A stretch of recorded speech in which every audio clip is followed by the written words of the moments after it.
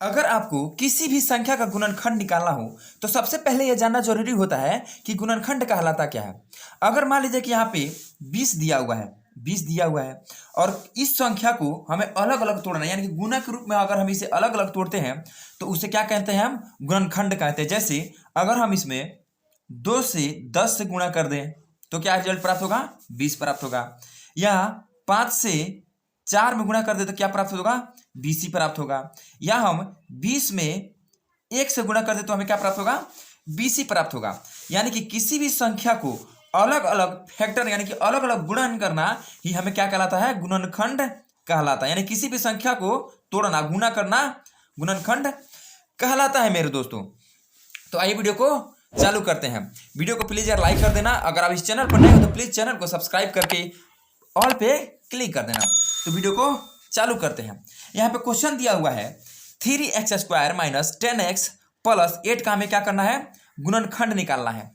तो गुणनखंड निकालने के लिए सबसे पहला नियम क्या होता है कि जो भी x² का गुणन होता है, यानी कि जिस संख्या से x² में गुणा होता है, तो x² में किससे गुणा है, 3 से गुणा है। इस संख्या से क्या किया जाता है, जो आखिरी वाली संख्या होता है, आखिरी वाली संख्या क्या है, 8 है। आखिरी वाली संख्या से क्या किया जाता है, गुणा किया जाता है। तो यहाँ पे सबसे पहले गुणा कर लेते हैं। 3 गुणे 8 क्या हो जाएगा, 24 हो जाएगा, 24 हो जाएगा। अब हम इसको क्या करेंगे, इसको तोड़ेंगे, यानी कि अलग अलग इसको तोड़ेंगे गुणा के रूप में। अब इसको तोड़ेंगे हम, इसमें किस किस से गुणा कर सकते हैं। अगर हम 12 से गुणा करें 2 से, 12 में गुणा करें 2 से तो हमें 24 प्राप्त होगा। या फिर 6 से हम 4 में गुणा करें तो 24 प्राप्त होगा। या फिर हम और कौन सी संख्या बच रही है यहाँ पे, अगर हम 24 में 1 से गुणा करें तो ही हमारा 24 प्राप्त हो जाएगा। यानी कि गुणा करने पर क्या प्राप्त हो, 24 प्राप्त हो। लेकिन जोड़ने या घटाने पर क्या प्राप्त होना चाहिए, ये मिडिल वाली संख्या प्राप्त होनी चाहिए। कौन, क्या संख्या प्राप्त होनी चाहिए, ये बीच वाली संख्या प्राप्त होनी चाहिए।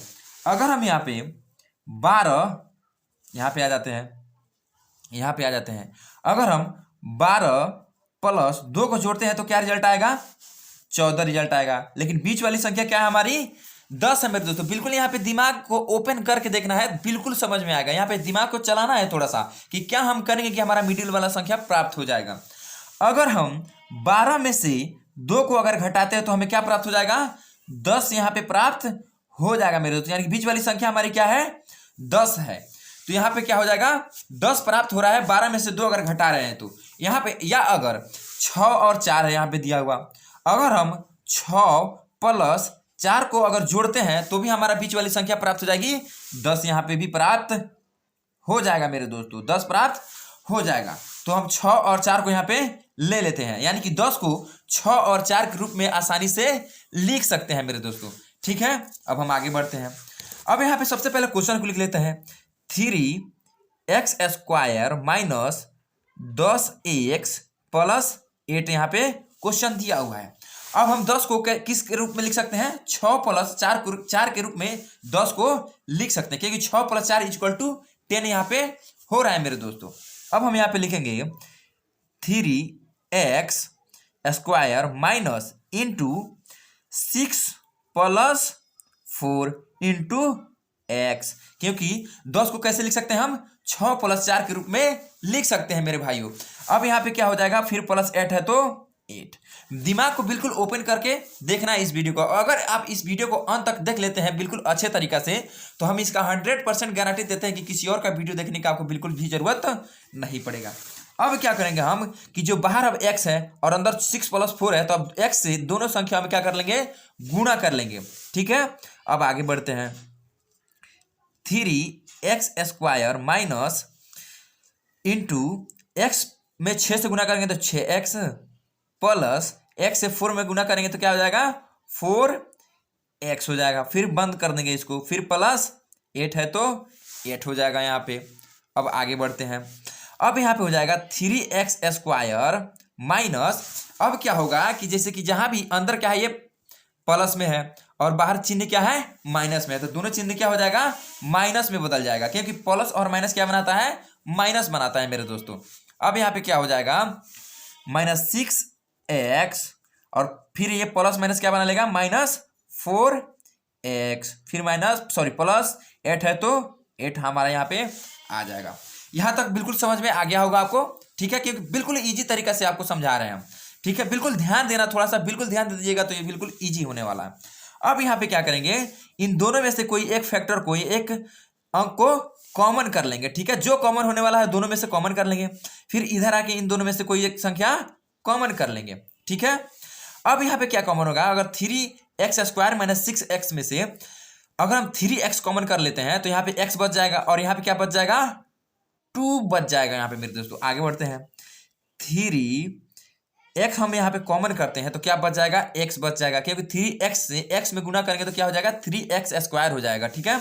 फिर माइनस है तो माइनस, यहाँ पे क्या कॉमन हो जाएगा, 3x, यहाँ पे 3 दूना 6 और x पहले ही कॉमन हो चुका है तो यहाँ पे बच जाएगा सिंपल सी 2 बच जाएगा मेरे दोस्तों, ठीक है। अब बॉक्स को बंद कर देंगे। अब फिर आगे बढ़ेंगे कि इसमें अब क्या कॉमन होने वाला है, ठीक है। फिर यहाँ पे माइनस है तो माइनस। अब क्या होता है, जैसे कि यहाँ पे x बॉक्स में क्या है, x - 2 है, तो दूसरे वाले बॉक्स में भी क्या होना चाहिए, x - 2 होना चाहिए, तो ही जाके हमारा क्वेश्चन सही हो पाएगा। यहाँ पे क्या लिख देंगे, सबसे पहले x - 2 लिख देंगे, ठीक है, x - 2 लिख देंगे। अब यहाँ पे देखेंगे कि कौन सी संख्या यहाँ पे कॉमन करेंगे कि फिर यहाँ पे 4x हो जाए और प्लस 8x हो जाए। अगर हम यहाँ पे माइनस है तो -4 अगर ले लेते हैं, हम यहाँ पे -4 अगर हम ले लेते हैं तो 4 में जब x से गुना करेंगे तो यहाँ पे फिर 4x हो जाएगा, और फिर माइनस माइनस क्या हो जाएगा, प्लस हो जाएगा, और 4 दूना क्या हो जाएगा, यहाँ पे हमारा 8 सिंपल सी बच के निकल के यहाँ पे आ जाएगा मेरे दोस्तों, ठीक है। अब क्या करेंगे मेरे दोस्तों कि यहाँ पे बाहरी वाली संख्या को सबसे पहले एक जगह पे इकट्ठा कर लेंगे। तो बाहरी वाली संख्या क्या है, 3x - 4, एक खंड में इसको पैक कर देंगे। अब क्या होता है कि ये क्या है, दोनों खंड में क्या संख्या है, सेम है, x - 2 इसमें भी है, x - 2 इसमें भी है। तो इन दोनों में से क्या करते हैं कि किसी एक बॉक्स को हम यहाँ पे कॉमन कर लेते हैं, क्योंकि दोनों क्या है, सेम है। यहाँ पे क्या हो जाएगा, फिर सेकंड खंड में x - 2 यहाँ पे हो जाएगा। ये दोनों क्या हो गया, गुणनखंड के रूप में निकल के आ गया, क्योंकि 3x - 4 और x - 2 से अगर हम गुणा करेंगे तो हमारा जो क्वेश्चन था 3x² - 10x + 8 हमारा निकल के यहाँ पे आ जाएगा। इसमें कुछ नहीं करना है, केवल ये ध्यान देना है कि आपका जो ये x² का गुणनफल है, यानी कि जिससे गुणा है उसको बाहरी वाली संख्या में गुणा कर देना है, जो भी रिजल्ट आएगा उसको तोड़ना है, ठीक है। इन दोनों को गुणा करने पर जो रिजल्ट आ रहा है उसको तोड़ना है और देखना है कि कौन ऐसी संख्या है जिसको जोड़ने या घटाने पर ये बीच वाली संख्या प्राप्त होनी चाहिए, जो 10 यहाँ पे दिया हुआ है। जो भी संख्या है वो प्राप्त होनी चाहिए और उसी के रूप में यहाँ पे तोड़ते चले आएंगे। बिल्कुल इजी तरीका से आपको क्वेश्चन सोल्व हो जाएगा। तो हम आशा करते हैं कि क्वेश्चन आपको बिल्कुल समझ में आ गया होगा। अगर आपको वीडियो पसंद आया तो प्लीज़ वीडियो को लाइक कीजिए, कमेंट कीजिए और अपने दोस्तों के पास भी शेयर कीजिए, ताकि उनको भी अगर गुणनखंड निकालने के बारे में पता नहीं होगा तो वो भी सीख जाए। आज के लिए इतना ही, फिर मिलते हैं अगले वीडियो में। जय हिंद, जय भारत मेरे दोस्तों।